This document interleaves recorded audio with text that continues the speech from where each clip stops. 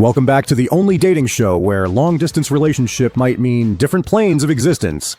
I'm your host, Damien Lovejoy. Tonight, one brave human will have the chance to find love with a being that defies conventional biology, physics, and possibly several local ordinances.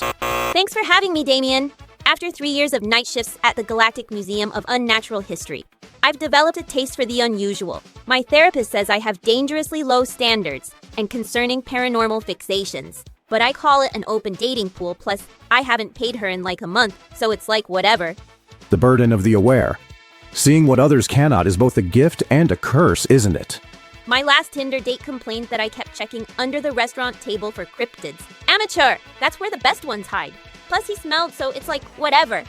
Well, Candy, you're in luck. Behind our veil of secrets, we have 3 eligible cryptid bachelors ready to answer your questions and potentially become your life mate. Insurance waivers have been signed in triplicate across multiple dimensions. Welcome to the Cryptid dating game. Let's meet our cryptid bachelors. Bachelor number 1 is the unholy fusion of a taxidermy shop and a junkyard after a freak lightning storm. Standing 7 feet tall with the head of a deer, the body of a bear, and the shopping cart mobility of a homeless person's belongings. He enjoys highway cleanup, home renovation, and long walks on roads with high wildlife fatality rates. Bachelor number 2 is a sentient aristocrat made entirely of sewage and lost objects from the city's drain system. This well-mannered mass of waste has been cultivating refined tastes beneath our streets for over a century. His hobbies include opera, wine collection, and causing mysterious pipe blockages in government buildings. And Bachelor number 3 is a gelatinous, neon slime creature born in an abandoned chemical plant. This enthusiastic blob contains multiple eyes from various species and can consume literally anything in his path. He's looking for someone who appreciates his constantly shifting form and doesn't mind occasional acid burns from physical contact. They sound perfect. I've always said that dating a human is like visiting the same museum exhibit every day. I want a partner who might dissolve, rebuild, or transform overnight. Remember, Candy, the goal is to pick your perfect cryptid companion based solely on their answers, no peeking. And remember our show's motto, what happens on Cryptid Dating Game stays on Cryptid Dating Game. Because most of it violates the Geneva Convention. Bachelor number 1. In my line of work at the museum, we have lots of taxidermied exhibits. How would your unique composition affect our relationship? I am the ultimate preservation specialist. I could help you arrange your exhibits with my intimate knowledge of both internal and external anatomy. Also, I never forget an anniversary because I have 17 different animal brains, 3 of which are excellent with dates. The raccoon part of me would bring you shiny gifts, while my bear components offer protection. My shopping cart base means I can carry your groceries efficiently. Multifunctional, kind of like a sofa or whatever. Bachelor number 2, the museum can get pretty quiet at night. How would you keep me company during those long, silent hours?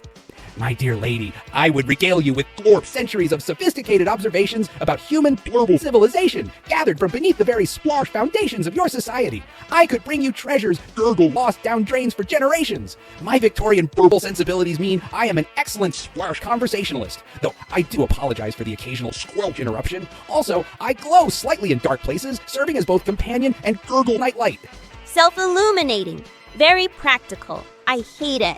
Bachelor number 3. Security guards sometimes face dangerous situations. How would you protect me if something threatened us? Protection is my specialty. I can engulf any threat completely. Hostile entities dissolve in my amazing chemical makeup within minutes. I've consumed everything from laboratory equipment to small vehicles. I could cover you entirely in my protective goo while still allowing oxygen exchange through my semi-permeable membrane. We'd be like one entity temporarily. Isn't that romantic? Also, I change colours based on threat levels. Red means danger, blue means safe, and plaid means I've consumed something hallucinogenic again. A living early warning system and protective coating. That's more than my pepper spray offers. Bachelor number 2. I'm curious about your living situation. Where exactly would we spend our time together? I maintain a Splorch, rather spacious domain beneath the city's financial district, accessed through Gurgle, a particularly ornate drainage system. I furnished it with blorb items dropped by careless, wealthy individuals over decades. Victorian chaise lounges, slightly corroded chandeliers, and a glore collection of accidentally flushed jewelry. The ambiance is Splorch damp yet dignified. I do host a weekly squelch soiree for other sewage-based life forms, but they're quite verbal civilized despite their composition. Sounds like prime real estate in today's market. Bachelor number 1, what would our date nights look like? Date nights would be educational and romantic.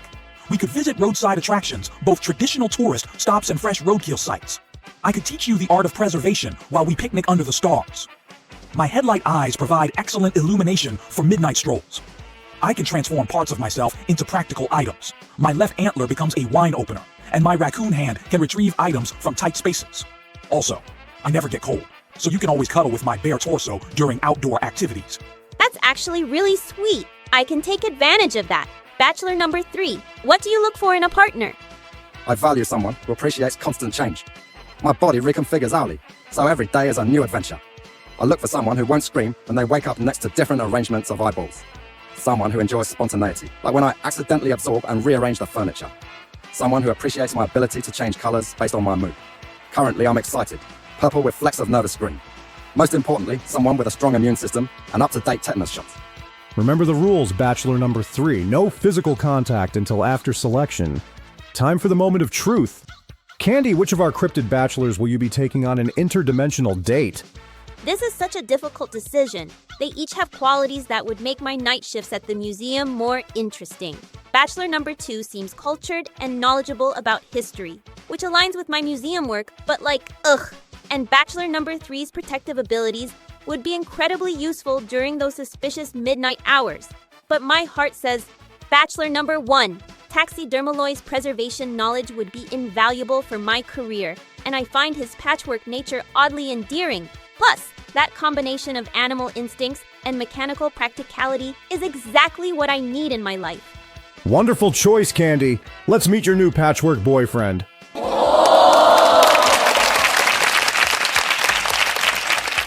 Marissa, meet your date, Taxidermalloy. Your construction is remarkable. Is that a genuine 1950s deer mount? And the integration of the mechanical components with the organic materials is fascinating.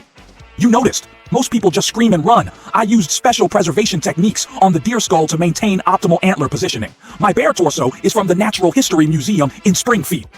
It was struck by lightning simultaneously with a radiator from a 1976 Cadillac, creating my unique fusion of organic and inorganic materials. I have so many questions about your preservation methods. The museum's current taxidermy specialist is clearly inferior to your techniques. A Splorch. Shame I wasn't selected, but I must gurgle. Congratulate the lady on her choice. Perhaps we shall meet in the museum's plumbing system sometime. This is why I should have shown her my ability to transform into a heart shape. Next time I'll leave with the color-changing demonstration instead of the dissolving furniture trick. Well, that's all the time we have for tonight.